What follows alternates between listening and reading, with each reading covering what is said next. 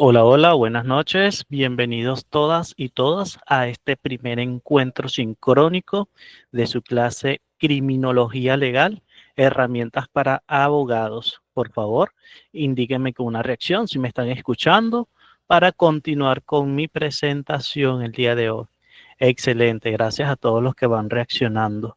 Bueno, primero que todo les deseo un inicio de semana bastante gratificante, que sea provechoso estas dos clases sincrónicas con el profesor Jesús Cermeño, que es abogado, y bueno, ya está por aquí conectado para compartir todos sus conocimientos. Pero primero que todo, quiero mostrarles a los que se conectan por primera vez quién es EACPA.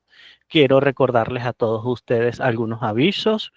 Y quiero recordarles también que siempre estamos dispuestos a brindarle información en temas nuevos, temas que debemos refrescar constantemente a todos ustedes.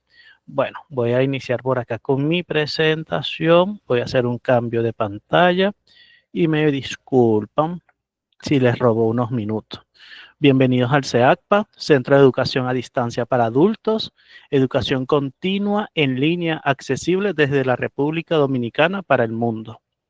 Nosotros estamos legalmente constituidos bajo el RNC, Registro Nacional del Contribuyente, 132-76-24-6-2, los que nos permite operar legalmente en el país y en todas partes del mundo. Asimismo, brindarles servicios educativos de calidad. ¿Por qué mostramos este Registro Nacional del Contribuyente?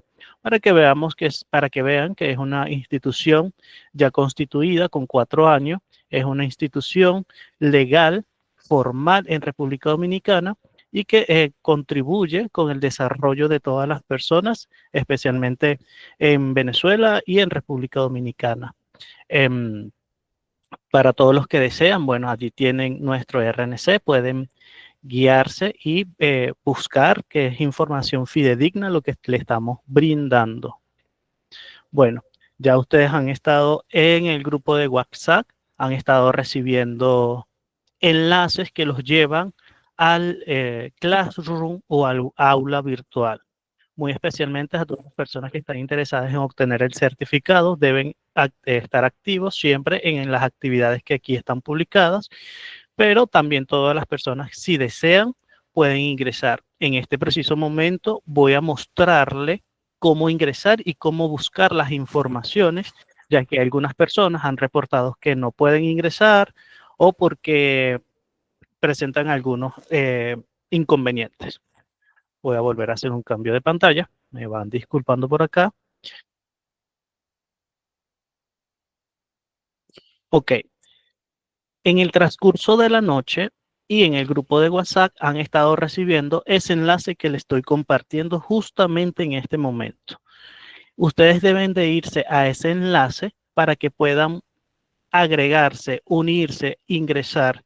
Si ustedes no se agregan a ese enlace, el resto de los enlaces que obtengan le va a decir error, clase no encontrada. Entonces, recordemos, primero deben de irse a ese enlace para que ustedes se agreguen, se unan y después continúen con los demás enlaces que le hacen llegar dirección académica o el profesor Baldor a través del grupo de WhatsApp. Entonces, bueno, primero se van a ese enlace y después se pueden agregar al resto. Como pueden ver, al tocar ese enlace, lo va a llevar a esta pantalla de inicio que les va a mostrar su correo electrónico con el que van a ingresar. Ustedes deben unirse a una clase, automáticamente la página va a cargar, ¿verdad? Y le va a mostrar la pantalla de inicio. Fundamentos de criminología, conceptos básicos de la criminología, ¿verdad? Este Classroom o aula virtual consta de 3 pestañas. Como pueden ver, novedades, trabajo en clase y personas. Bueno, en la sección de novedades van a encontrar primero las personas que han escrito, pero van a encontrar sus calificaciones. Como pueden observar, ya varias personas han ingresado a responder la actividad de calentamiento. Y aquí ya van obteniendo sus notas. Como pueden ver, aquí se publica todas las notas de las actividades que ustedes van respondiendo. Si tienen alguna duda, pregunta, también lo pueden hacer por esta vía. La segunda pestaña es trabajo en clase. Allí ustedes pueden observar una introducción. Ustedes cliquean, se despliega toda la explicación del por qué este diplomado, por qué este tema. Vamos hacia atrás. Van a encontrar un programa, cómo está compuesto, los objetivos, las modalidades de este diplomado sincrónico y asincrónico. Sincrónico el día de hoy y el día de mañana, y asincrónico a partir del día miércoles, porque van a poder ingresar a este aula virtual para responder las actividades. Como ya bien vieron, bastantes personas han respondido la primera actividad, que es el calentamiento. Por aquí van a encontrar un formulario de Google. Encuentran una pregunta y varias respuestas de las cuales ustedes deben de responder según la adecuada, ya que van a haber varias respuestas. Si siguen bajando, un foro de dudas, una primera unidad, lección 1, lección 2. Ustedes cliquean, ver material, y allí van a encontrar explicaciones, van a encontrar videos que le van a empapar sobre el tema, ¿verdad? Lo mismo sucede con la lección 2, ver material, encuentran más materiales de estudios que ustedes pueden obtener y pueden profundizar. Seguimos bajando. Lo mismo sucede en la unidad 2 con la lección 3, lección 4. Cada lección tiene su material de apoyo para que ustedes vayan estudiando y reflexionando. Las actividades que ustedes deben de responder son estas que tienen un icono azul. Si pueden observar, aquí está el icono azul. Ustedes cliquean sobre el icono, van a tocar en donde dice ver pregunta, ¿verdad? Aquí arriba le va a aparecer la pregunta. ¿Cómo crees que el perfil del delincuente y la figura de la víctima influyen en forma en que se aborda la prevención y el tratamiento del delito en la criminología? ¿Qué impacto tiene en la sociedad este enfoque? Y ustedes deben escribir su respuesta acá, ¿verdad? Como pueden observar, allí le estoy haciendo cómo van a escribir, y van a tocar donde dice entregar. Si ustedes no tocan aquí, no le va a llegar a la dirección académica y no los van a poder calificar. Lo mismo sucede con la pregunta 2 y lo mismo sucede en la evaluación final. Bueno, por acá ya le di la primera apertura. Si quieren una forma más rápida de acceder a las actividades, se van a la sección de novedades. Por aquí aparece un recuadro pequeñito y ustedes van a tocar en ver todo. Aquí aparecen las 4 actividades que ustedes deben de responder. Como pueden ver, calentamiento, evaluación final, actividad 1 y actividad 2. Entonces, esa es una manera rápida de acceder a las actividades. Pero lo ideal es que ustedes accedan a la sección trabajo en clase y puedan ver y escudriñar toda la página. Así van aprendiendo a manipular lo que es el Classroom o aula virtual. Voy a continuar por acá con mi presentación, ya que les mostré cómo funciona el Classroom. Ahora vamos con unos avisos súper importantes para ustedes y para nosotros. El SEACPA no les llama, el SEACPA no les solicita datos personales, el SEACPA no usa números extranjeros, sobre todo venezolanos. Sabemos que hay un modus operandi de que se hacen pasar por la persona, en este caso se han hecho pasar por SEACPA, llamándolos a ustedes, haciéndose pasar por SEACPA, diciéndoles que vamos a migrar el grupo a Telegram o vamos a verificar si ustedes están activos y les solicitamos un código. Eso no somos nosotros. Hay muchas personas tratando de hackear, estafar a los demás, entonces, pero no somos nosotros. Desde el principio se lo estamos comunicando a través del grupo de WhatsApp, se lo estamos facilitando y recordando a cada momento, porque hay muchas personas que han caído en estas estafas y lo que hacen es bloquearnos los grupos donde no somos nosotros, y esos grupos nos impiden suministrarle las informaciones a ustedes. Es por eso tan importante que todos estemos educados e informados en este tema. SEACPA no les llama, para nada. Ustedes nos escriben a nosotros y nosotros les damos una respuesta escrita a ustedes. Si a ustedes les llega a suceder esto, por favor bloqueenlo, repórtenos, avísenos a nosotros también para nosotros eliminar a esa persona del grupo.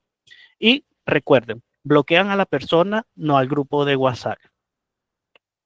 Bueno, para todas las personas que están interesadas en obtener el certificado, lo realizamos mediante un aporte de 500 pesos para personas que están en República Dominicana, y para todas las personas que están fuera de República Dominicana son $9. Contamos con una cuenta bancaria en el Banco de Venezuela, una cuenta bancaria en Colombia, y contamos con PayPal y Western Union. Para el día de mañana yo voy a estar suministrando y detallando cómo son las cuentas y cómo obtener estas cuentas bancarias. El libro que les vamos a obsequiar para este diplomado, para esta temática, se trata de Manual Básico de Criminología, escrito por Carlos Alberto Elber. Entonces, al realizar el aporte por el certificado, nosotros vamos a obsequiar un bono de aprendizaje, que es este libro. Es un libro digital que ustedes lo van a poder descargar, al igual que su certificado.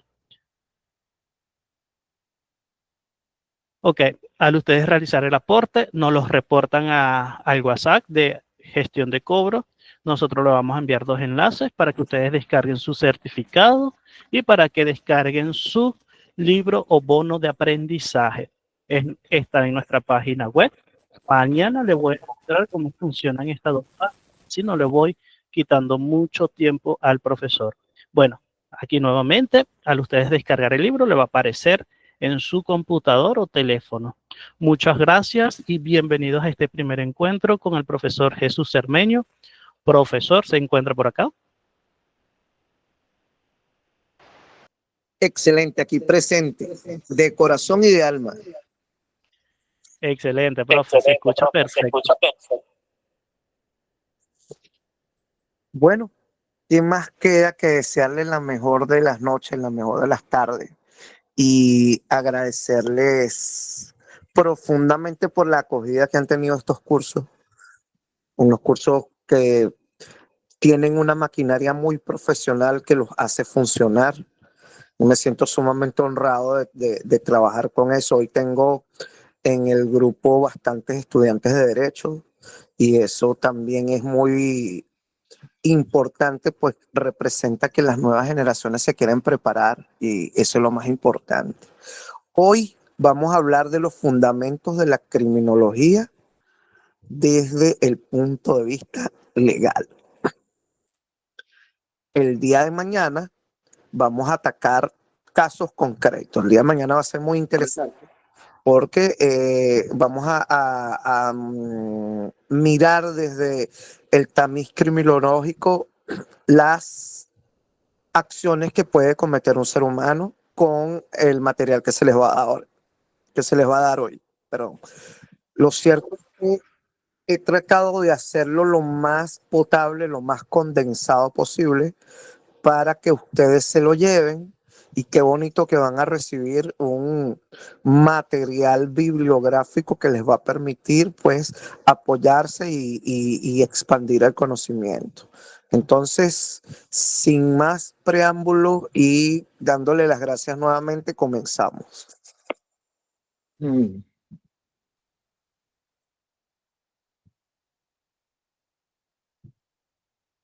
Fíjense ustedes que la criminología se dice fácil, pero es una ciencia. Sin embargo, muchas personas no llegan a mirar el ropaje de ciencia que tiene la misma.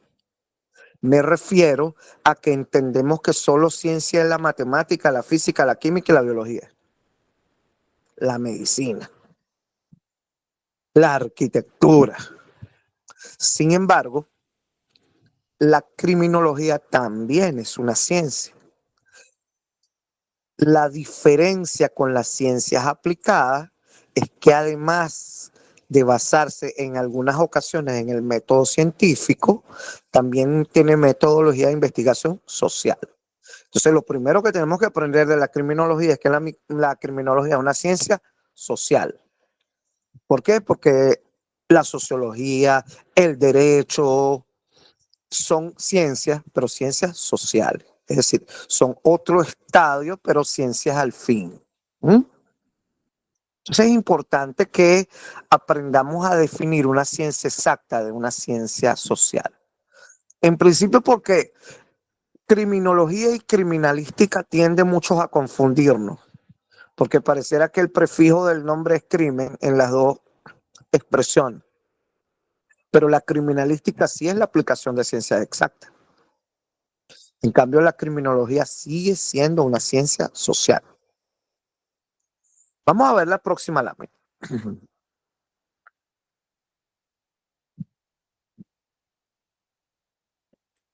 La criminología legal es el estudio de los aspectos jurídicos y psicológicos, sí señor, también los psicológicos del delito. Este campo se centra en entender las causas del comportamiento criminal, cómo se relaciona con el sistema judicial.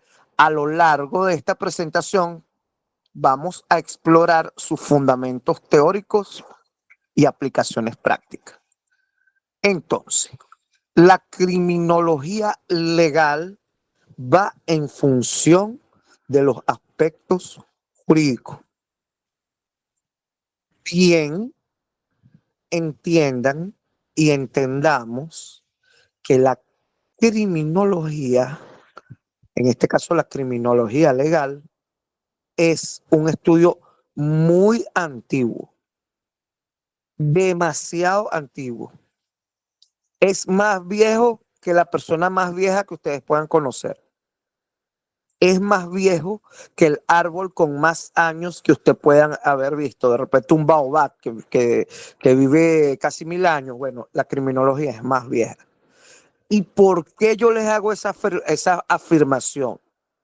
Bueno, porque el primer establecimiento de lo que vamos a definir hoy como criminología legal lo encontramos en el Código de Hammurabi o Hammurabi, que se trataba de un rey persa de hace muchísimo tiempo antes de Cristo. Imagínense usted, si sacamos la cuenta donde se supone nació Cristo, que también es inexacta porque Lucas y Marcos se contradicen en el día, pero vamos a suponer que son 2000 años. Bueno, imagínense contar 1000 y pico de años para atrás, además de esa época tan remota. ¿Sí? Entonces, fíjense que el Código de Hammurabi se logra encontrar por un hallazgo de tipo arqueológico, en el cual se lograron levantar unas tablillas de arcilla cocida que sobrevivieron al paso del tiempo, que son el primer, por lo menos hasta ahora conocido, código, vamos a decir, penal del mundo. Era tan exacto que tenía procedimientos y tenía penas y decía delitos.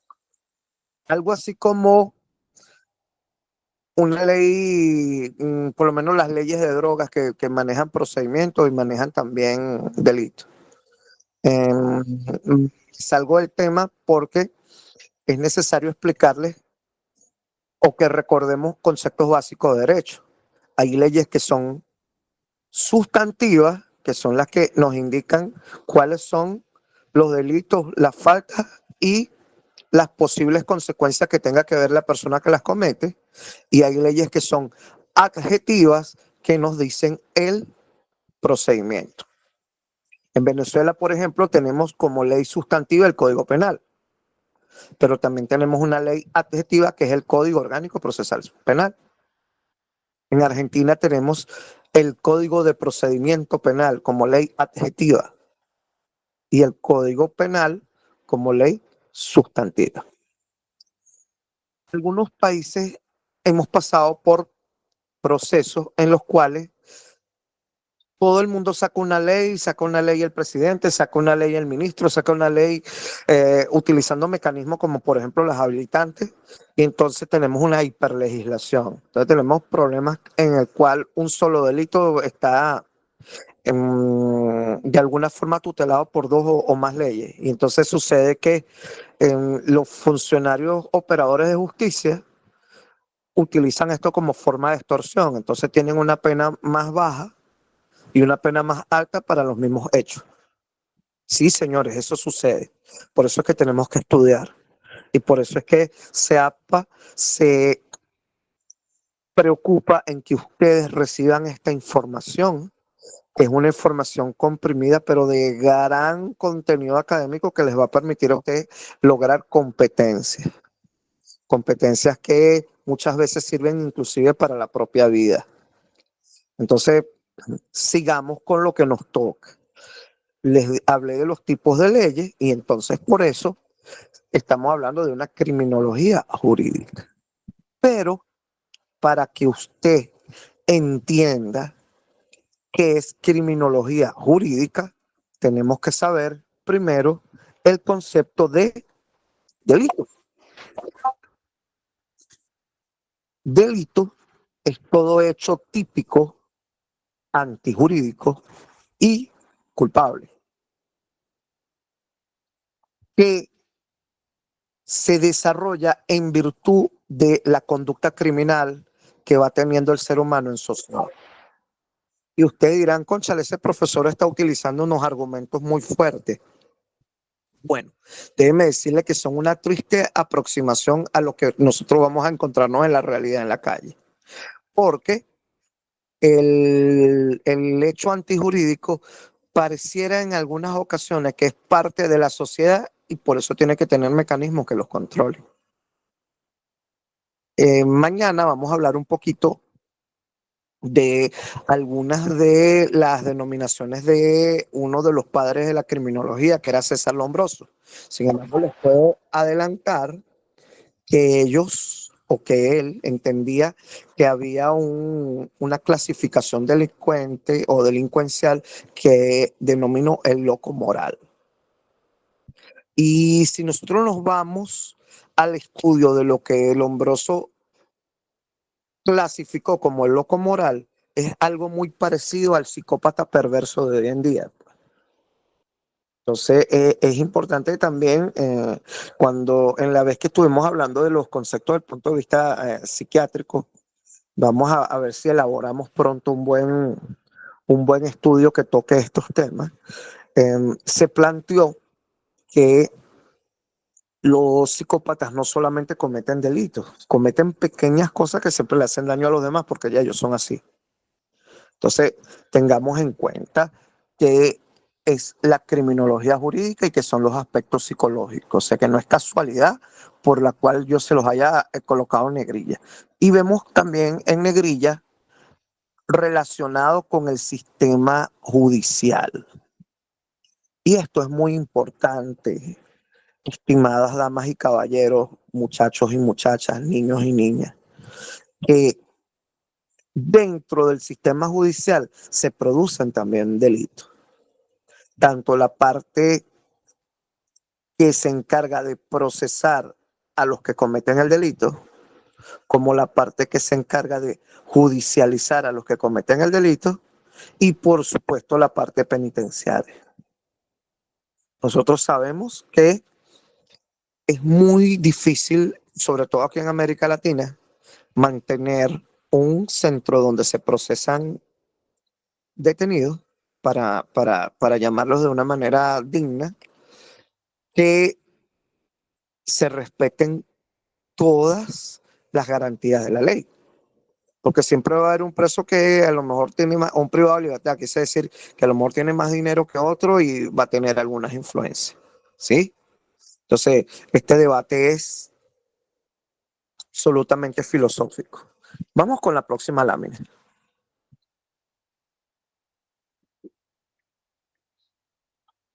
Historia de la criminología. La criminología ha evolucionado desde sus orígenes en el siglo XIX. autores como César Beccaria y Lombroso sentaron las bases de este campo. La comprensión de la conducta criminal ha cambiado, integrado por unos enfoques sociológicos y psicológicos. Piensen ustedes que el señor Beccaria, para el momento que escribió el libro en 1700 y algo, es decir, en el siglo XVIII, sí. Beccaria era un joven de apenas 26 años. Claro, hay que tomar en cuenta que la expectativa de vida en aquella época era más corta que hoy en día, y entonces las personas morían más jóvenes, por lo tanto tenían que hacer ciertas actividades más jóvenes. Y Beccaria fue el que le dio, vamos a decir, un cariz científico a la criminología. Sin embargo, no nos podemos olvidar de Lombroso. Fíjense que Lombroso era un médico que trabajaba en una cárcel militar en Turín. Y él se dedicó a estudiar las características anatómicas de los presos. Es decir, se moría un preso, él le revisaba los huesos, el tejido, de una manera científica. Y él observó que los delincuentes tenían características similares. En aquella época, él planteó la teoría del delincuente nato. Es decir, él consideraba que las personas que eran delincuentes nacían delincuentes. Y por la razón que ya llevaban en su genética, de hecho, incluso llegó a decir que los delincuentes tenían un cromosoma de más en su mayoría, la persona seguía siendo delincuente sencillamente porque nació delincuente. Esa teoría hoy en día está descartada por la ciencia, porque hay muchos factores que llevan a un individuo a cometer delitos y hoy en día los delitos son cada día menos violentos.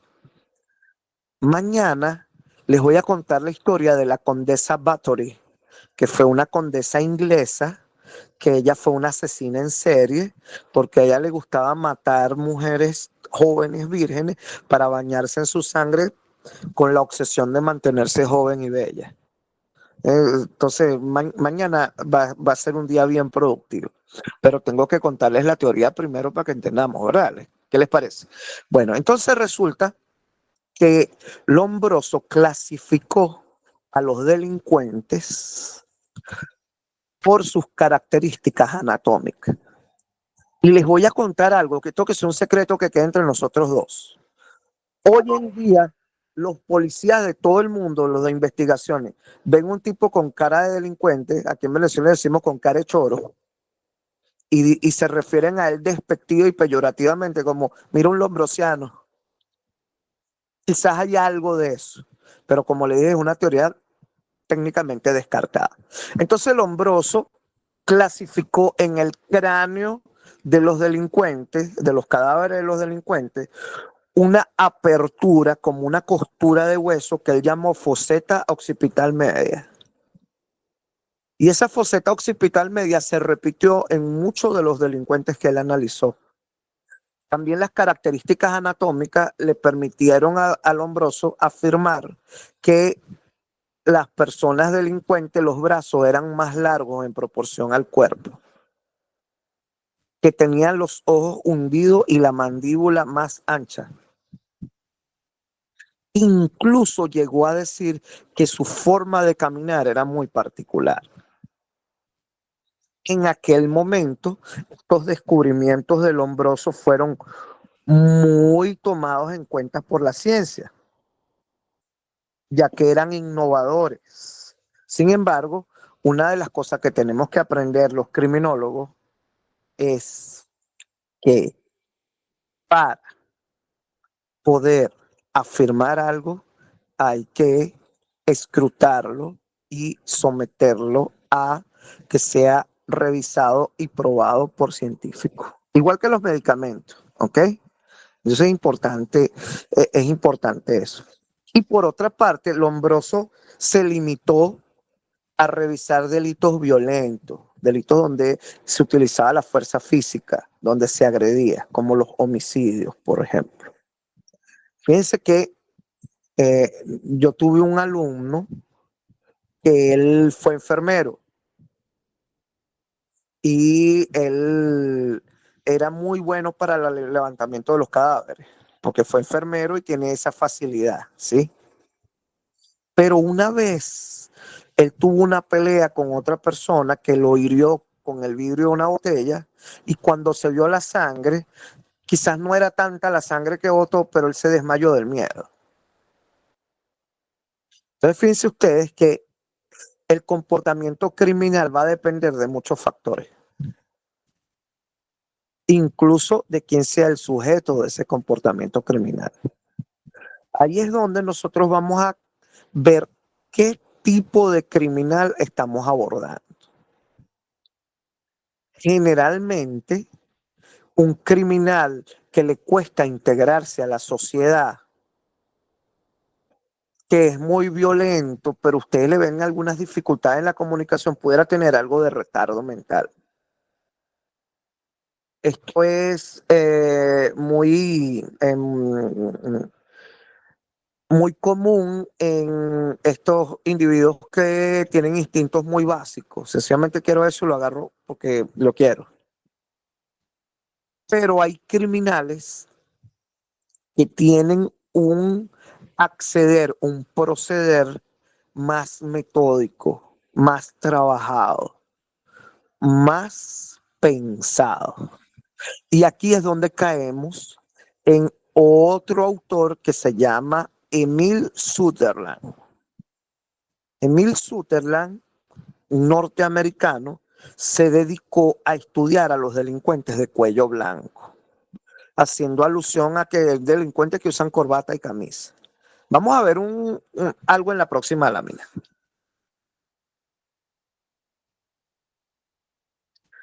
Teorías criminológicas.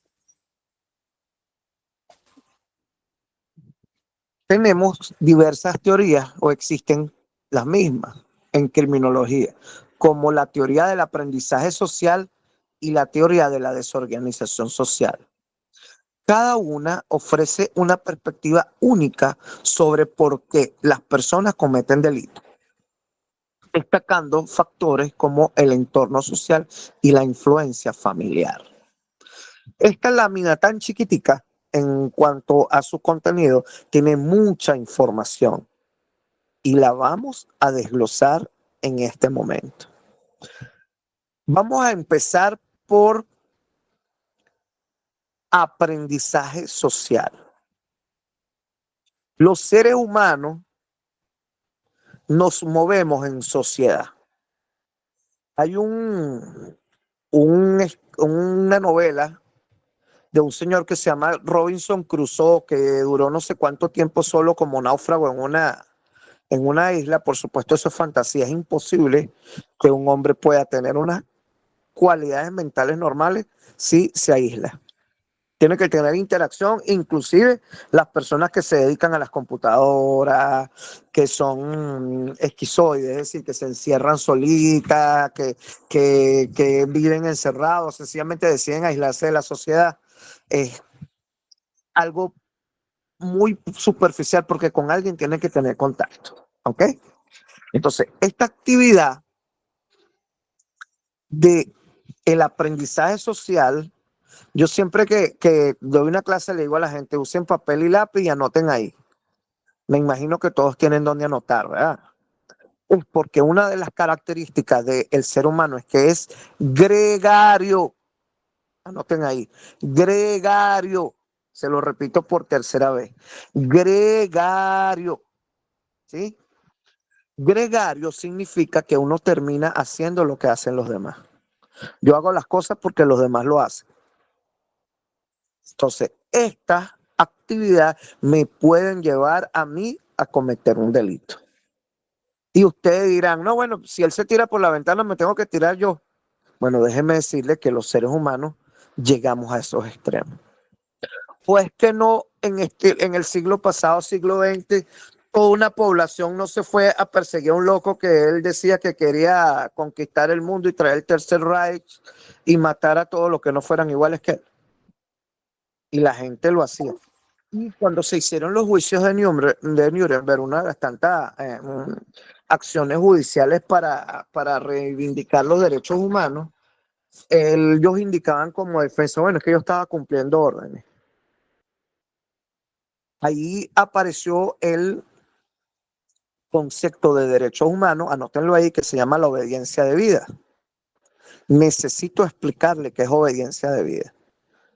Porque cuando ustedes aprendan los conceptos de criminólogo, de criminología, y empiecen a revisarle, no sé, a ver a las personas con desconfianza, porque eso nos pasa a los que estudiamos este tipo de actividades, se van a dar cuenta que no podemos caer en discriminación.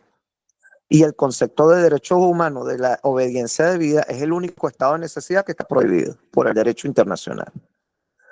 Voy a decirle un ejemplo de un estado de necesidad, la legítima defensa. Ese es un estado de necesidad de los tantos que hay. Si tú tienes la necesidad de defender tu integridad física, tu vida o la de terceros, tú puedes inclusive utilizar fuerza letal en las condiciones que te dice la ley para defender. Entonces, tú puedes en un tribunal decir, yo estaba ejerciendo una legítima defensa. ¿Por qué? Porque estaba en peligro mi vida. Sin embargo, a un tribunal no puedes decir, yo soy policía y maté a 12 porque mi coronel me dijo. Porque esa situación no te va a salvar de la condena a nivel de derechos humanos, ¿sí? Entonces, fíjense ustedes. Hay un autor que se llama Dunlop, que él manifestó lo siguiente: la violación de los convencionalismos que conducen a la formación de otro convencionalismo. Dunlop considera eso que les acabo de decir como uno de los matrices iniciadoras del delito. También dice que los convencionalismos revisan la forma de la ley y la criminalidad o la violación de la ley o las normas o el método dispensado para el progreso de los delitos. Dunlop se puso a estudiar los delitos desde el punto de vista sociológico, pero a Dunlop hay que agregarle un concepto de derecho que todo el que estudia criminología y derecho tiene que saberlo, que es el siguiente. Está en latín. Lo voy a decir lento y traten de anotarle como les suene y después te lo ponen en Google y le aparece bien escrito, ¿ok? Pero no es difícil, solamente afinen un poquito bien el oído. Escuchen ahí. Nullus, es decir, 2L y termina en N, nullum, pero se produce nullum, crimen, nula, pena, sine, lege, nullum crimen, nula pena, sine lege. Yo estoy seguro que todos pudieron captar el mensaje y anotarlo, pero vamos a repetirlo de nuevo. Nullum crimen, nula pena, sine lege. ¿Ok? Vamos a decírselo por tercera vez porque hoy estoy de buen humor. Nulo crimen, nula pena, sine lege. ¿Les gustó? Bueno, este concepto sencillamente nos está diciendo que no existe delito si no está contemplado en la ley. Pero la ley depende de factores, la mayoría culturales, de donde se aplica la ley. Entonces, fíjense usted, no es lo mismo, ¿verdad? Que usted,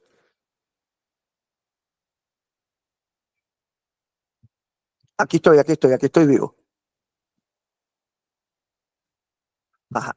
No es lo mismo que usted esté asando una barbacoa, aquí en Venezuela le decimos parrilla, ¿verdad? Usted esté preparando su carne asada, ¿verdad?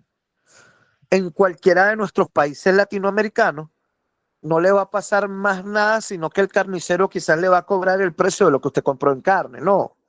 Y el salami, la butifarra, nosotros decimos aquí el chorizo, ¿no? ¿Sí? Bueno, resulta que usted va a hacer lo mismo en la India, donde por religión y por cultura las vacas tienen que caminar libremente y son sagradas. Y así la vaca nos embista con los cuernos, es necesario hacerle una reverencia porque son sagradas. porque se supone que ahí reencarnaron nuestros antepasados según esa cultura. Ahí sí es delito. Si quiere, haga la prueba, vaya y busque una vaca de esa y haga una barbacoa, una parrilla en la India y vea que a lo mejor lo van a encerrar. Bueno, esos encierros son muy simpáticos, ¿no? Porque le regalan a la gente un pijama de rayas que lo puede tener de adorno, ¿verdad? ¿Ah? Bueno, allí sí es delito, pero aquí no, porque nulo crimen, nula pena sin el eje. ¿Sí? Estoy seguro que están entendiendo perfectamente. Ahora bien, la teoría del aprendizaje social. Esta teoría tiene tiempo dando vuelta en la cabeza de psicólogos y sociólogos. Sin embargo, en el siglo XX, les ruego me disculpen, porque no me acuerdo el nombre del médico, se hizo un experimento donde se tomaron unos estudiantes, los metieron en una cárcel abandonada y los dividieron en dos grupos. Ustedes van a ser los carceleros y ustedes van a ser los presos. Y empezaron a torturar a sus propios compañeros. Ya el mes hubo que suspender el experimento porque ya estaban pasados con las cosas que se hacían horribles. Entonces, pareciera que nosotros somos tendientes a hacer lo que hace el otro. Generalmente cuando las personas consumen droga es porque empiezan con otro. Y en ese aspecto quiero hacerles otro paréntesis. ¿Mm? Mira, yo de chiquito tuve asma y mi mamá me decía que eso era negativo fumar, que eso enfermaba, que eso causaba enfermedades. Y resulta que mi mamá me lo decía con un cigarro en los labios y en los dedos. ¿Verdad que es una indicación contradictoria? Entonces mi mamá un día tuvo la fuerza de voluntad y rompió el último cigarrillo, dejó de fumar. Yo tenía 8 años cuando eso, y las cosas cambiaron. Entonces, ¿qué es lo que yo les estoy diciendo aquí? ¿O qué es lo que les estamos diciendo desde esta plataforma a ustedes? Que a veces la sociedad es, yo no quisiera decir la palabra hipócrita porque es muy fuerte, pero la sociedad se contradice en cuanto a las cosas que hacen y uno termina haciendo lo correcto. Piense que si usted compra una cajetilla de cigarrillos, le colocan un anuncio de que es nocivo para la salud, pero el anuncio es muy chiquitico, la letra es muy chiquitica, ¿no? Lo mismo sucede con los excesos en el azúcar.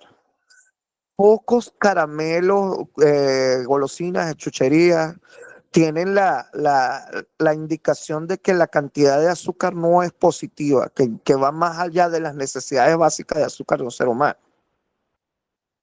Entonces, este tipo de actividades siempre tienen un componente perverso de parte de quien las hace. Y ahí hay una transgresión de la ley. El detalle es que hay países donde uno va fácil a los tribunales y coloca las demandas. Hay otros países como los nuestros, donde todo lo hace el Estado y este tipo de cosas no lo consideran prioridad.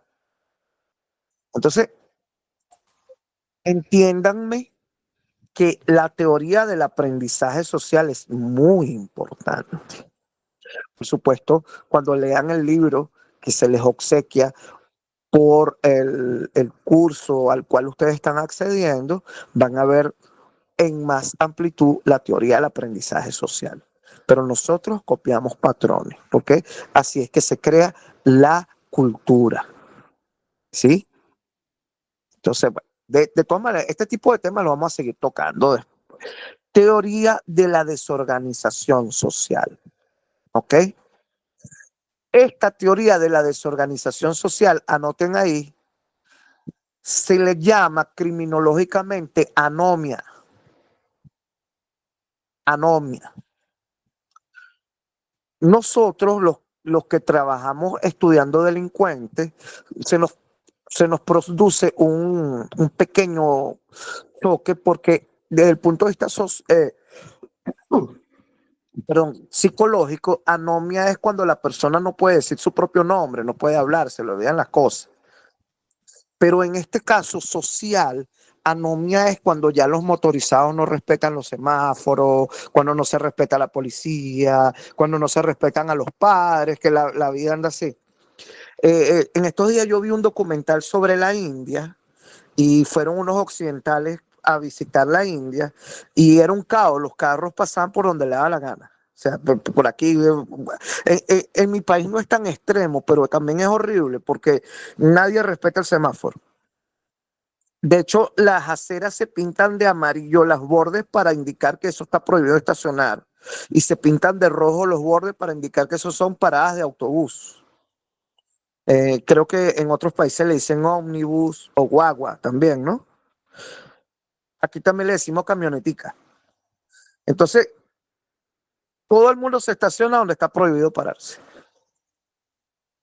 Y si un individuo apurado va a esperar a la novia o una novia apurada va a esperar al novio y no consigue puesto, pues se monta en la acera y te tapa la mitad de la calle. Eso es anomia. Fíjense que mucha gente, usted le pregunta, ¿y por qué hace eso? Y muchos de ellos se le van a molestar. Incluso pueden ser agresivos con ustedes. Pero yo lo considero algo normal porque todo el mundo lo hace. Ah, vieron, porque la gente que sabe, los policías, los oficiales de seguridad, los abogados, todo el que tiene que ver con el mundo del derecho tiene que saber de criminología. Ah, ¿qué les parece? Bueno, vamos a seguir. Fíjense que cada una ofrece una perspectiva única por lo que las personas cometen en el entorno social y en la influencia. Aquí pudiéramos hablar muchísimas cosas más, pero lamentablemente tenemos que referirnos en este momento, en esta lámina, a los antivalores. Es decir, nosotros tendemos a repetir lo que hace quien nos ponen de influenciador a través de los medios de comunicación. Y hoy día no son los mejores maestros, ¿no? No son los mejores modelos. Por ejemplo, hay un reggaetonero, no voy a decir el nombre, pero tiene algo que ver con un animalito, que yo no entiendo cómo ese señor hace tanta fama y tanto red, porque lo que dice no tiene ningún tipo ni siquiera de lenguaje inteligente. Pero es una cuestión también de la moda, ¿verdad? De la rebeldía de la juventud, todo eso se entiende. El detalle es que mucha gente repite eso como modelo, porque no tienen una influencia mejor. Nosotros, por ejemplo, las telenovelas latinoamericanas, sobre todo las mexicanas, que fueron las primeras, las de la Edad de Oro, las que vieron nuestros padres, enseñaron a que si yo decía algo que enojaba a una mujer, ella me daba una cachetada. Eso fue lo que nos metieron en el subconsciente. Entonces resulta que si una persona te da una cachetada, no solamente te está causando una lesión, está atacando tu moralidad porque te está denigrando tu rostro. Y depende de la fuerza con la que te la dé, la lesión tanto moral como física va más o menos. Pero tú te tienes que calar tu cachetada. Entonces en la novela se pone la víctima de la cachetada, la mano en la cara así y terminó la novela. Pero fíjense ustedes, los seres humanos son irritables. De repente a ti alguien te da un golpe y tú le devuelves el golpe y eso puede causar problemas. Dígame si quien agrede primero es una mujer. Resulta que nadie va a tomar en cuenta que fue el hombre el primer agredido. Claro, hay excepciones, pero estamos hablando de cosas de generalidades. Vamos a la próxima lámina.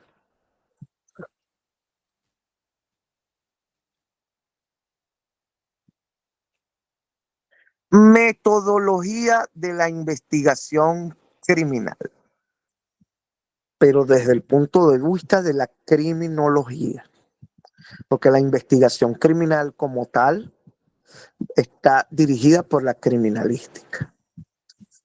Que por supuesto vamos a ver pronto las diferencias entre una y otra, las semejanzas entre una y otra y el complemento entre uno y otro. Por ahora es importante que sepáis que la investigación en criminología utiliza métodos cualitativos y cuantitativos, es decir, se pueden medir algunas cosas y otras cosas se van a ver en función de los efectos y los resultados. Entonces, el criminólogo tiene que tener un concepto básico de lo que es estadística. porque él va a necesitar tomar muestras de población y hacer clasificaciones. Por ejemplo, si a usted lo ponen a trabajar para hacer un estudio criminológico en un establecimiento penitenciario, una policía, usted tiene que hacer estadística de cuántas personas están condenadas por homicidio, cuántas personas no tienen sentencia, cuántas personas ingresaron siendo muy mayores de edad. Y usted tiene que tener todas esas estadísticas. Lo bueno es que programas como Excel le hacen todo ese trabajo a uno sin hacer los cálculos nosotros mismos. Y yo tengo un grupo de alumnos en la universidad que ellos están haciendo un trabajo de campo. Entonces más o menos les tiré la chuleta. Chuleta es algo así como pasarles a un papelito escrito con lo que va a salir el examen y lo ven así escondido para que no los descubran. Entonces les pasé la chuleta y ellos estaban un poquito trancaditos ahí y arrancaron. Entonces esa es la idea, esa es la idea. Ok, cualitativa y cuantitativa. Es importante también, señores y señores, damas y caballeros, que por más delincuentes que sean, esto sucede mucho cuando estamos estudiando pandillas. Hay países que a las pandillas le dicen ganga, ¿ok? O porque viene del inglés gang. Es importante que tengamos un estudio de cada individuo en particular y las motivaciones. ¿Por qué? Porque las pandillas son elementos de delincuencia organizada y la delincuencia organizada permite un procedimiento que se llama delación. Es decir, usted agarra a alguien de una organización terrorista, de una organización que vende droga, se lo trae y lo convence para que delate a sus compañeros a favor de que le baje la pena, lo va a hacer. Eso no se permite en otros tipos de delitos, sino en delitos de delincuencia organizada, droga, tráfico de personas, prostitución forzada, terrorismo. Entonces, por eso hay que verlo también desde el punto de vista cuantitativo, hay que ver al individuo. Hay muchos individuos que se prestan para algún tipo de actividad porque no tienen otra cosa que hacer. Entonces, si vamos a desestructurar o a reventar una empresa criminal, tenemos que atacarlo por la parte más débil, igual como si estuviésemos cayéndole hacha a un árbol muy grueso, ¿sí? Se enfoca en la recolección de datos sobre el comportamiento criminal, el análisis y la observación. Aquí es importante, muchachos, que sepan que los datos se recolectan, se compilan, pero las evidencias no. Las evidencias se colectan. O sea, la recolección es para los datos. ¿Por qué? Porque eso es lo que te los diferencia de cuando tú los vas a tomar. Ahora, con respecto a la colección, a diferencia de la recolección, es necesario establecer la naturaleza de la evidencia. Hay evidencias que se llaman macroscópicas. Anoten ahí. Macroscópica es que yo la puedo ver con mis propios ojos y las puedo tomar con una pinza, con unos guantes, con lo que la naturaleza de la evidencia me permite. Eso se llama macroscópica. Pero hay evidencias de carácter microscópico que es necesario verlas con equipos que me permiten aumentar a mi ojo su longitud, su lat y todo lo que es el tamaño de la misma. Pero también hay evidencias latentes. Entonces las evidencias pueden ser macroscópicas, microscópicas y latentes. ¿Y qué tiene que ver eso con criminología? Porque de acuerdo a la evidencia que usted levante, es que le va a servir para las estadísticas y para prevenir esos delitos. Un ejemplo de evidencia macroscópica, por ejemplo, que hayan golpeado a alguien con un objeto contundente en la cabeza. Un bate, por ejemplo, un bate de béisbol. Esa es una evidencia macroscópica. Una evidencia microscópica, por ejemplo, que haya que hacer un barrido de alguna traza de droga que hayan dejado. Si se llevaron toda la droga y hay que determinar que la droga estuvo allí, pues se utilizan unos equipos especiales para hacer los hisopados que después me permiten ver al microscopio y hacerlo reaccionar con químicos para determinar que ahí hubo droga. Una evidencia latente, una huella dactilar, porque la huella dactilar nadie la deja puesta con tinta, a menos que sea una huella cruenta, que es cuando una persona se está muriendo y deja las manos ensangrentadas en las paredes. Entonces la evidencia latente tenemos que activarla. Por ejemplo, si la huella usted la dejó, o el rastro usted lo dejó en una superficie lisa y pulimentada, como por ejemplo una mesa, usted tiene que aplicar un polvo que puede ser el negro humo o el blanco, de acuerdo al fondo de donde usted vaya a levantar la huella. Tiene que ser un color contrastante. O se puede utilizar el polvo magnético. En todo caso, el polvo magnético tiene cepillos especiales y existe el cepillo pelo de camello, que es para utilizar los otros polvos. Pero si la evidencia está en una superficie que se me haga necesario activarlo con un químico que se llama anhidrina, sencillamente se lo rocío, porque la anhidrina es sensible a la grasa que produce nuestra piel. Y me va a aparecer la huella, y esa huella después yo la voy a levantar, la voy a trasplantar y después la voy a comparar con el registro judicial que tengo. Esto se toma así. Y ese tipo de evidencias me van a servir para los datos que estoy recolectando. ¿Sí? ¿Cuántos delitos tengo de esta situación? Que más adelante me van a dar las políticas criminológicas para reinsertar la sociedad y para mejorar lo que ya estaba pasando mal. Ahora bien, el comportamiento criminal y su análisis y observación. Este comportamiento criminal y análisis y observación ay Dios mío, ¿cómo se dice la palabra?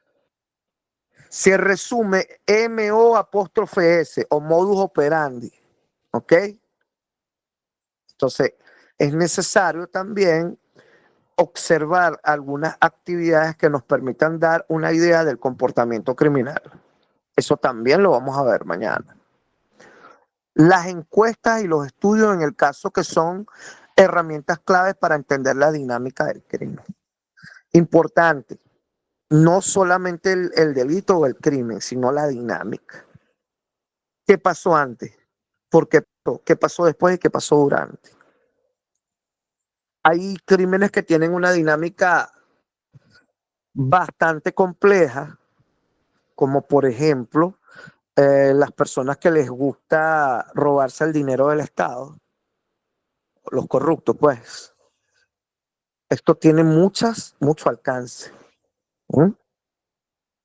Lamentablemente hay estados, como ha pasado en algunos estados africanos, donde la corrupción es parte de un sistema para decirte agarra que ya te tengo copia para yo chantajearte cuando tú te salgas del sistema. Lamentablemente vivimos en un mundo donde pasan esas cosas. Vamos para la próxima.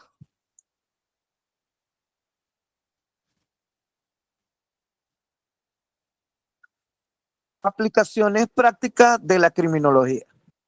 Ajá.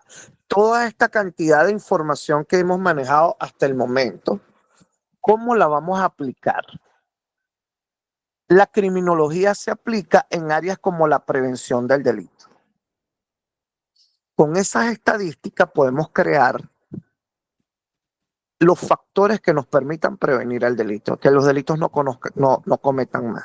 Sin embargo, señores, es bueno hacerles una advertencia. El delito no se va a acabar, porque es parte de la esencia del ser humano. ¿Quién no ha querido quitarle la novia al amigo, pero después uno tiene un dilema moral? No, yo no hago eso. Pero lo pensaste, ¿sí?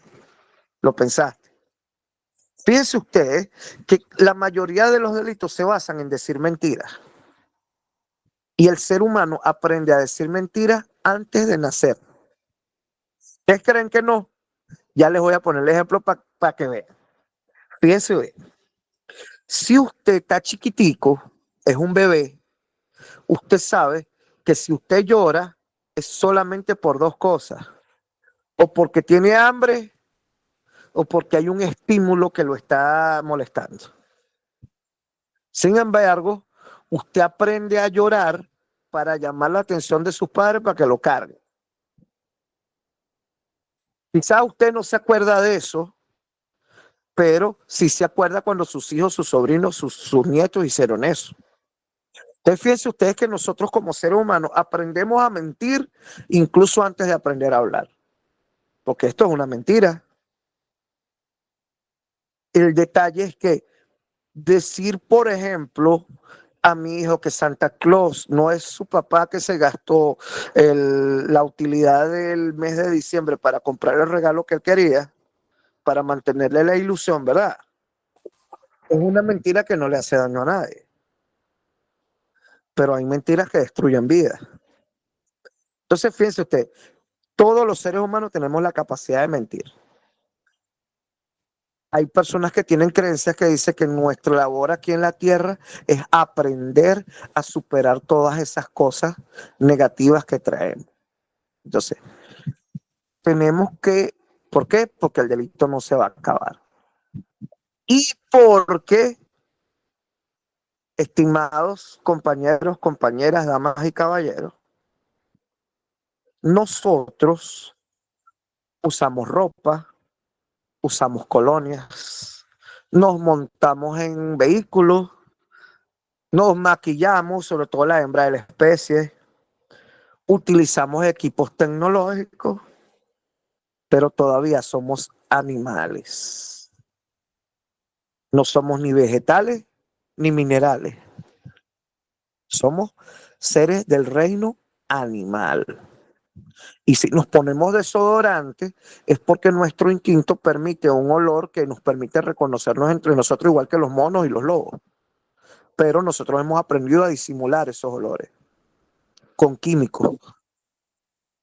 Somos animales. De hecho, el 80% de la comunicación es no verbal.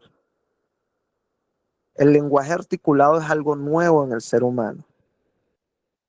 De hecho, se me está ocurriendo que podamos montar un curso de fundamentos básicos del lenguaje corporal. Me gusta. Bueno.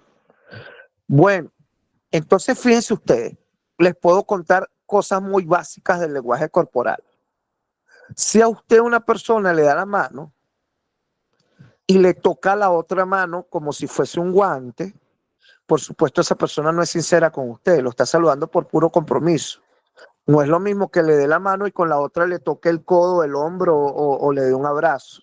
Esa persona sí lo quiere a usted. Pero los políticos saludan mucho con la mano de guante. ¿Sí? Ese gesto que hacen muchas personas que pareciera como si estuvieran lanzando un beso al aire, donde colocan los labios cerrados apuntando hacia adelante. Eso es un gesto de desaprobación y eso se llama una microexpresión. Si usted está tratando de convencer a alguien de que haga algo y esa persona hace ese gesto, váyase ahí, pero la persona le está diciendo que no. Por supuesto, si usted llega a un lugar y la persona que va a hablar con usted se cruza de brazos, se está tapando la parte más vulnerable, que es donde están los hombros, y les está diciendo, vete de aquí. Si usted pretende entrar en una conversación y usted ve que las personas están conversando y todas se apuntan con los pies y no lo apuntan a usted, pues definitivamente usted lo están echando de ese grupo. Y eso se hace de manera inconsciente. Inclusive hay individuos que estudian esto. ¿Ok? Ok. Diseñamos las políticas públicas, los criminólogos colaboran con la fuerza del orden y otras instituciones para mejorar la seguridad y reducir el crimen en la sociedad. Vamos a ver qué nos dice la próxima lámina.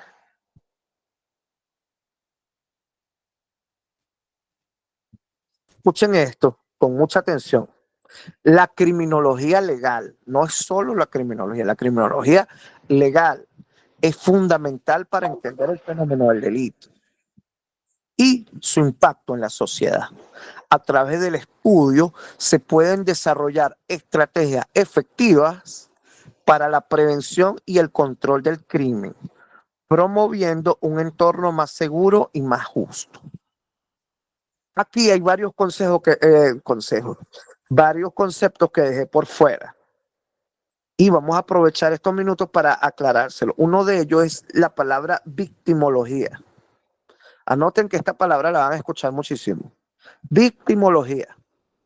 La victimología es una relación entre el delincuente y su víctima que pareciera que la trae la víctima. Por ejemplo, a una mujer la abusaron y resulta que la forma como ella se vestía para salir no era adecuada a convencionalismos sociales y incitaba pues el instinto de esta persona. Que por supuesto esto no justifica el delito, ¿ok? Pero es necesario explicarles esto. O por ejemplo, si usted sale forrado de cadenas y brazaletes de oro y aretes de oro en un lugar que tiene fama de que se presentan hechos delictivos con frecuencia y de repente a usted le hacen algo, Dios no lo quiera, para quitarle esas prendas, usted de alguna manera usted está indicando la ruta de llegada hacia usted para que le hagan eso. ¿Sí? Entonces, esto se pudo demostrar en Estados Unidos con el caso de la ventana rota, que mientras había un carro bien equipado, era fácil robarlo, pero si el carro le rompías una ventana, la gente no le prestaba atención. ¿Ok? Eso es muy importante porque este concepto de victimología lo vamos a siempre tocar cuando estoy seguro que esta charla les abre a ustedes el apetito para buscar más información al respecto. ¿Ok? Otro, otro concepto de alta necesidad es el delito potencial. Hay lugares donde lo que falta para que se cometa el delito es esperar que se cometa. Este delito potencial se debe a que no se han tomado las medidas para que no se cometa. Por eso se llama potencial. En relación a la energía potencial, que está allí pegada hasta que alguien la convierte en energía cinética.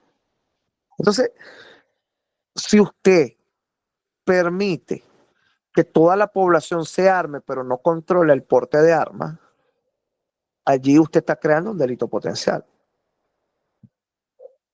Por lo menos como pasa en otros países, que le quitas las armas a la gente decente y hay individuos armados y organizados y los armas, eso en algún momento se va a convertir en una guerra desigual y un delito potencial, porque tú haces lo que la sociedad te deja hacer. Entonces, el concepto de delito potencial, el concepto de victimología, ¿sí? Y hay otro concepto que quizás tiene que ver más con la parte psicológica y psiquiátrica. Antes de decirle ese concepto, tengo que aclararle que la psicología es una ciencia que estudia la conducta. Y el profesional de la psicología tiene la formación para hacer psicoterapia, investigación. En cambio, la psiquiatría es una especialidad de la medicina, es decir, es un médico especializado en salud mental. Y él se encarga de utilizar los fármacos necesarios y utilizar la psicodinámica de esto para que junto con el psicólogo hagan su trabajo. Generalmente, cuando un psicólogo se forma como clínico, siempre tiene muchos encuentros con psiquiatras y hay grandes amistades, como es el hecho, pues. Y muchas veces colocan a un sociólogo, un trabajador social en los equipos. Lo importante es que en el caso de la criminología legal, todos pueden aportar. Y por favor, entiéndanmelo con cariño. Todos tienen algo que aportar, todos pueden aportar. Desde el niño que me va a dar la orientación de cómo se hacen las cosas, ¿verdad? El adulto mayor que siempre está sentado frente a su casa y ve todo, hasta el técnico especialista en cualquiera de las áreas de la investigación. Entonces, lo bueno de la criminología es que todos pueden aportar, usted no puede excluir a nadie. Lo que sí les recomiendo es que cuando hagan un trabajo de investigación criminológica, de por ejemplo un lugar que aborden y vayan a buscar quién vende droga, y resulta que el señor indigente que lo único que sabe hacer es consumir droga, le da la información, usted no puede revelar la fuente. Porque si usted revela la fuente, entonces usted no tiene ninguna ética. Porque probablemente las personas a las que él delató se van a ir contra él. ¿Sí? Entonces hay casos en criminología donde usted tiene que tener fuentes indeterminadas. No es como en la criminalística que usted sí tiene que identificar todas las fuentes. ¿Ok? Bueno. Hice esta manifestación con toda la intención de que tengamos un tiempito para conversar entre nosotros. Entonces, siempre agradecido con nuestro amigo Keiber, que nos va a guiar en la interacción para que ustedes hagan sus aportes y sus preguntas. ¿Les parece? Bueno, Bien, adelante. Bien. Bueno, en este preciso momento vamos a dar o hacer la ronda de preguntas y respuestas hacia el profesor. Por lo tanto, vamos a habilitar los micrófonos para todos. A las personas que nosotros le vamos a dar la oportunidad o el derecho de palabra, va a abrir el micrófono. El resto lo mantenemos cerrado para que no haga interferencia con la grabación de la clase. Recordemos que la clase queda grabada y va a estar en el Classroom y en nuestro canal de YouTube. Entonces, bueno, le agradecemos a todas las personas mantener el micrófono cerrado para que no haga la interferencia y así no entorpecer la grabación. Bueno, en este preciso momento, quien quiera participar, levanta la mano, le damos el derecho de palabra y, bueno, estamos acá. Reinaldo Amin Lora. Reinaldo Amin Lora. ¿Puede abrir su micrófono? Sí, buenas noches a todos. Buenas Al noches. maestro, quiero hacerle una pregunta con relación a lo que es la legítima defensa, con relación a lo que es la parte criminológica, en cuanto a un hecho punible en una persona en responsabilidad penal. No sé si me captó la pregunta. Perfecto, perfecto. Sin embargo, me gustaría que te explicaras un poquito más para entender algo un poco más. Ok, hablábamos de la legítima defensa, la responsabilidad penal que aplica cuando se realiza una acción punible. En cuanto a la criminalística, una acción que se pueda legitimizar en legítima defensa, ¿cuál sería el hecho en ese proceso? Bueno, fíjate que la legítima defensa, como ya se indicó en clase, es un estado de necesidad. Y es el estado de necesidad más importante. Sin embargo, es necesario que haya una proporcionalidad en las acciones. Esto no significa que tengan que ser dos personas con pistola o dos personas no. Sencillamente instrumentos que tengan la capacidad de hacer el mismo daño. Uno o inclusive con una piedra se puede matar a una persona. Y está comprobado en la casuística, si de repente se usa un machete, una persona con una pistola a cierta distancia tiene muy pocas oportunidades de defenderse. Entonces, en este caso sí pudo haber la legítima defensa. Sin embargo, eso tienes que probarlo en el proceso. No puedes apartarte del proceso, sino ponerte a derecho con tu defensa y manifestar, mira, yo tuve que hacer esto porque me estaba sucediendo esto y reaccioné por esto. Y eso lo va a valorar un juez. Sí, en los procesos que tienen audiencias preliminares, que son procesos copiados del derecho alemán, como es el caso de nosotros en Venezuela, pero en muchas islas del Caribe hay procesos donde inmediatamente pasa a juicio. El juez te presenta y él valora y te manda a tu casa para que te juzguen en libertad. Por supuesto, hay que ver también las circunstancias de esa defensa. Porque si una persona se te viene encima y tú le disparas todo el cargador, que son de 13 a 15 N cantidad de disparos, ahí hay un ensañamiento, un exceso en la defensa. Entonces hay que valorar las circunstancias básicas en todo sistema. Por cierto, si una persona es un practicante avanzado de artes marciales, es un boxeador, es una persona entrenada, por ejemplo, en artes filipinas que los enseñan a utilizar los cuchillos con mucha habilidad, pues esta persona va a tener una desventaja en el proceso porque se le va a considerar a la misma persona como un arma, de acuerdo a las mismas situaciones particulares de cada caso. Gracias. Gracias, maestro. Discúlpeme, la pregunta que continúa. Señor Reinaldo, vamos a dar la oportunidad a la señora Indira de la Cruz. Recordemos que también hay varios participantes que quieren formular sus preguntas. Señora Indira de la Cruz. Buenas noches, bendiciones para todos. Buenas noches, gracias. Participar. Le tengo una pregunta. Mi pregunta es, un caso después de 20 años de haber pasado, ¿se puede, un ejemplo, demandar la persona que denunció que hicieron algo y no se hizo? Se puede denunciar después de 20 años, o sea, demandar a la persona. Hola Indira, ¿cómo estás? Mira, todo eso depende de la legislación de cada país porque 20 años es una fecha como para que ciertos delitos ya hayan prescribido. Sí, sabes que hay delitos que tienen prescripción, ¿sí? Entonces, este tipo de actividades depende si el delito ya prescribió o cesó su acción. Hay países que no, que sus leyes penales no aportan nada en cuanto a la prescripción, es decir, no lo toman en cuenta. Pero en la mayoría de nuestros países sí.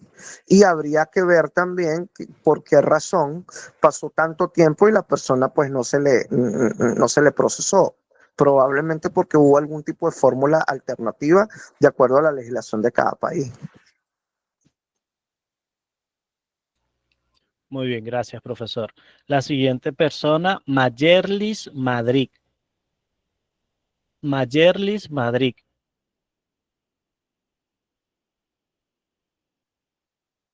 Señora Mayerlis, ¿puede abrir su micrófono?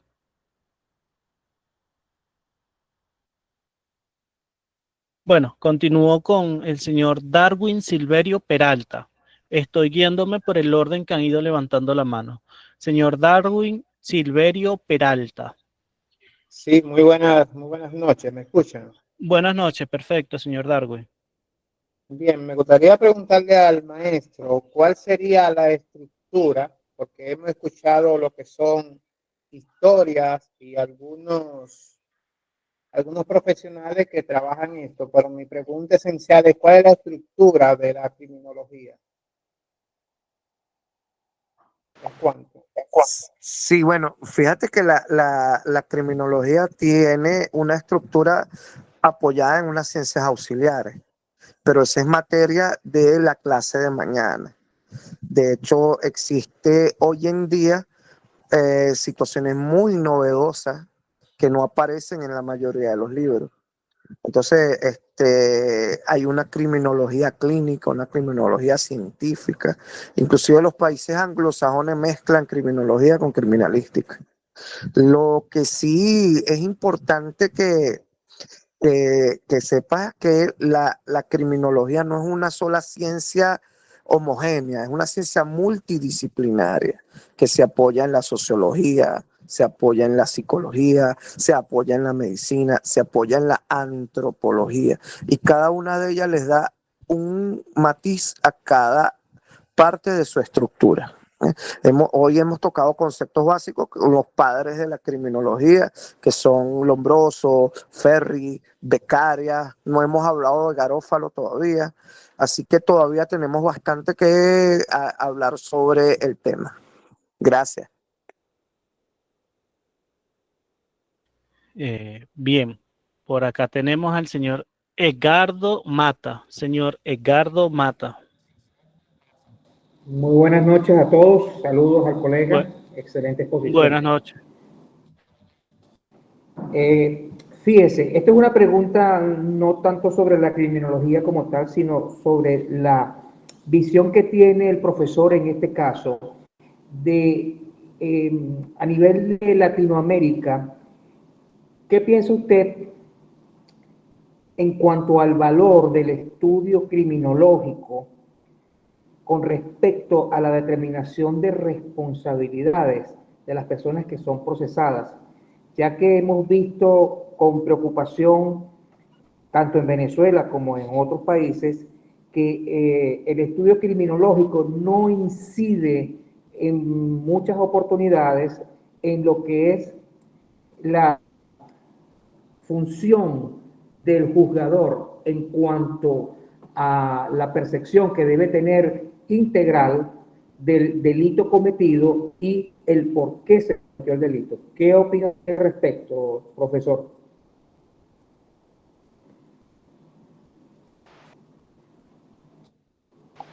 Vale, la pregunta es muy interesante. Y al respecto, lo que les puedo decir es algo de lo cual me hago completamente responsable. En este tipo de actividades siempre me he mantenido tanto tiempo en este tipo de clases, sobre todo las internacionales, porque yo les explico las dos formas de ver la vida y ustedes escogen cuál agarran. Por supuesto, hay cosas donde uno no se puede tragar la opinión porque las injusticias hay que decirlas. Entonces, al juez hay que sensibilizarlo, hay que volverlo a formar al respecto de lo que es la reinserción del hombre en sociedad, porque estamos claros que la mayoría de nuestros recintos penitenciarios no reinsertan al hombre en sociedad y hacen peor, se convierten en escuelas de crimen y han causado mucho daño. Y ahora que también se ponen de acuerdo entre pandillas de distintos países. Por ejemplo, en Brasil existe lo que llamamos el Comando Vermelho, que tuvo una incidencia por una situación política y después se juntó después de la toma de la cárcel de Garandirú en el primer comando capital. Entonces, son organizaciones que han obtenido un poder y una fuerza tan grande que cuentan hasta con armas de guerra. Y lamentablemente en nuestros países tenemos que buscar la manera de frenar eso.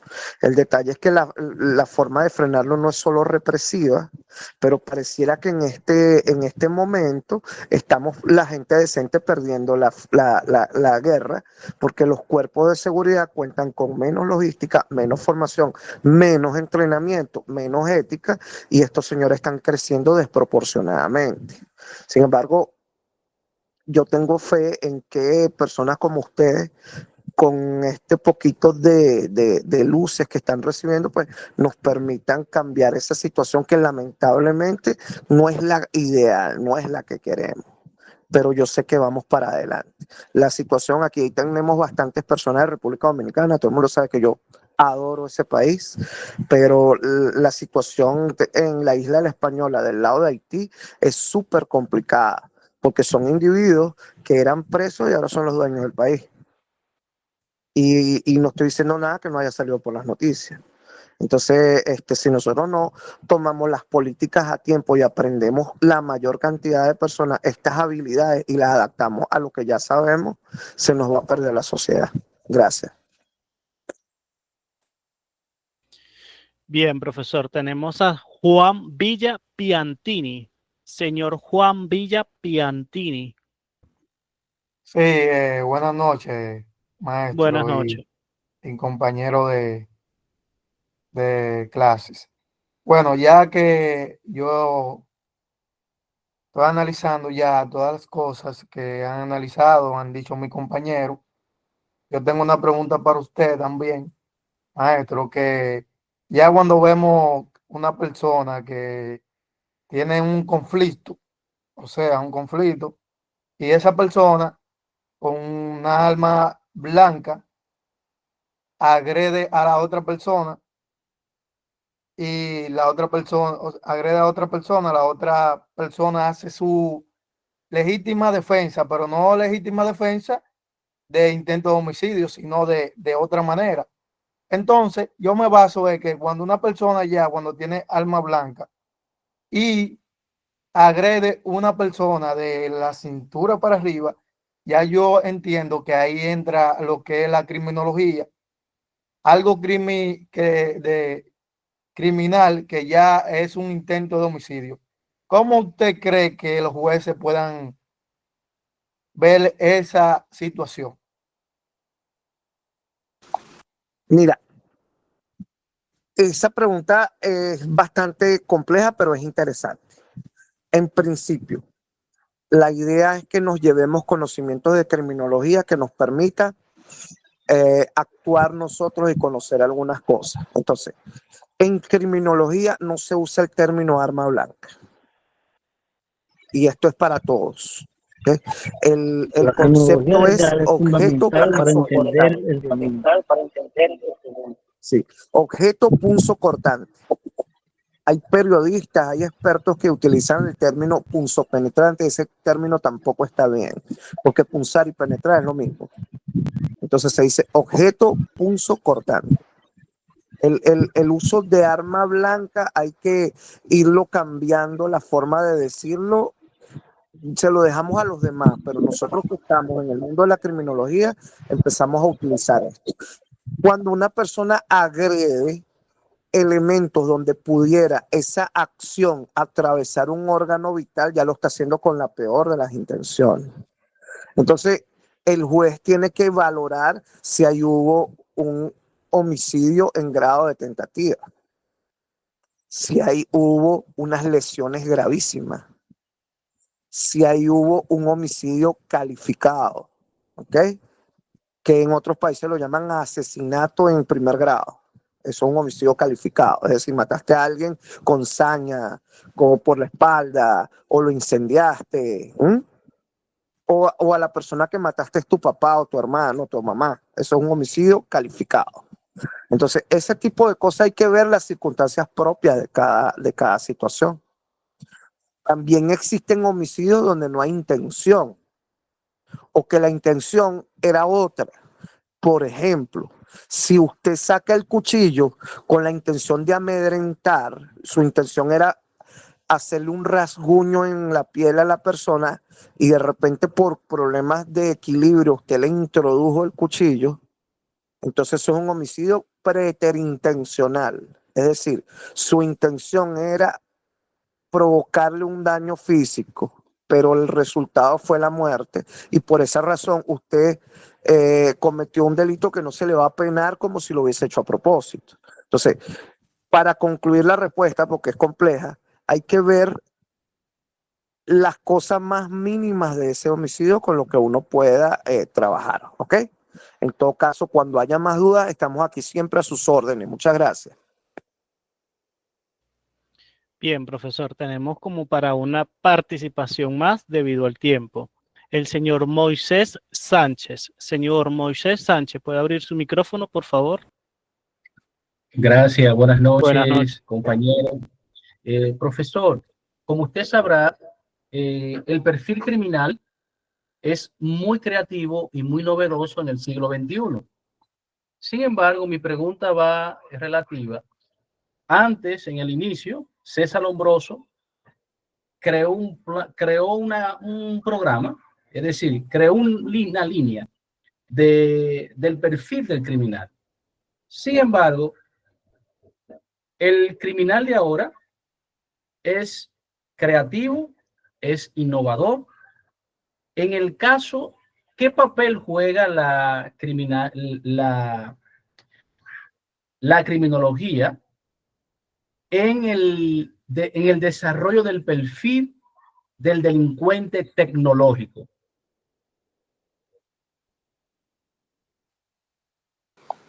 Vale, muchas gracias. Bueno, dentro de la criminología se buscan políticas criminales.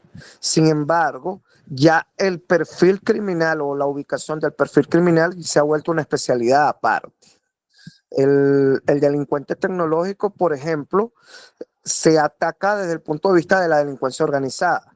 Dicen las leyes internacionales que el delincuencia organizada es cuando 3 o más se unen y se le da un cargo a cada quien, pero cuando te conviertes en un delincuente tecnológico ya estás haciendo una cantidad de sistemas que te llevan a la calificación del delincuente tecnológico. Sin embargo, hay que ver también qué tipo de delincuencia tecnológica, porque vender pornografía infantil, ¿verdad? Que ese es un delito de pedofilia, tiene unas implicaciones distintas a que tú te formes como hacker de sombrero negro y te dediques a incursionar indebidamente en sistemas electrónicos, cibernéticos de comunicación para hacerles daño. Saben que los hackers, ellos se dividen en los colores de los sombreros y ellos se pueden clasificar como delincuencia organizada. Sin embargo, hay unos que trabajan para las agencias de seguridad.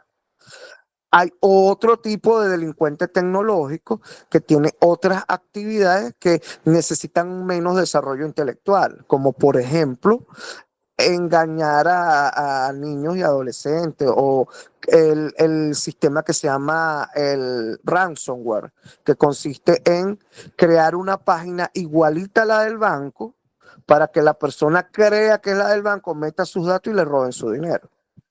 Entonces, dentro del perfil del delincuente tecnológico hay distintos perfiles. Y como usted bien lo dijo, en el siglo XXI han cambiado las cosas, lo cual implica que las teorías de Lombroso pues ya hayan quedado atrás y la tengamos como marco de referencia para aprender la esencia de la criminología. Pero en la criminología actual es difícil manejar las técnicas de Lombroso. Por ejemplo, yo fui formado para perfilar individuos que tratan de pasar drogas en los aeropuertos. Y en eso es increíble como todo el que está en una actividad de esta, cuando viene el oficial de seguridad con el perro, el K9 cerca, así el perro sea manso, ya la persona se asusta. Entonces tú observas el lenguaje que este anda en un son. Otra cosa, cómo perfilar a otros traficantes, los traficantes intraorgánicos. Ellos se ponen muy nerviosos cuando el vuelo se atrasa. ¿Por qué? Porque ellos se meten la droga dentro del estómago y ellos saben que el proceso digestivo no puede pararse mucho y si se rompe uno de estos empaques le va a producir una muerte lenta, dolorosa y agónica. Entonces, cuando le dicen, mira, no tenemos, el avión va a llegar retardado, tú ves que esos individuos se ponen pálidos. Y si tú de repente les das de tomar algo como un refresco, se asustan muchísimo y quieren salir corriendo. Entonces, eso se convencen y se pasan por un sistema que se llama body scan, que es un scan corporal. Sin embargo, previamente ya las maletas han pasado por los escanes de objetos y los equipos están diseñados para que cualquier vista sospechosa se vea de color anaranjado o de color naranja. Entonces, en el siglo XXI, para concluir, todavía estamos construyendo mucho de la criminología y todos somos parte de eso. Bien, profesor. Bueno, lastimosamente ya pasaron las 9 de la noche, no hay 3 minutos. Debemos finalizar este primer encuentro. A las personas que están interesadas en formular sus preguntas, pueden irse al Classroom, sección de novedades, y allí pueden escribir y estaremos atentos para dar una oportuna respuesta. Muchísimas gracias a todos los que se quedaron hasta el final de la clase. Muchísimas gracias por participar y pues para estar atento a este primer encuentro sincrónico. Mañana nos encontramos a la misma hora, entre 7 y 7 y media, para el segundo encuentro sincrónico y encontrarnos en el Classroom hasta el día sábado. Muy buenas noches a todos, bendecida noche de este lunes y que descansen.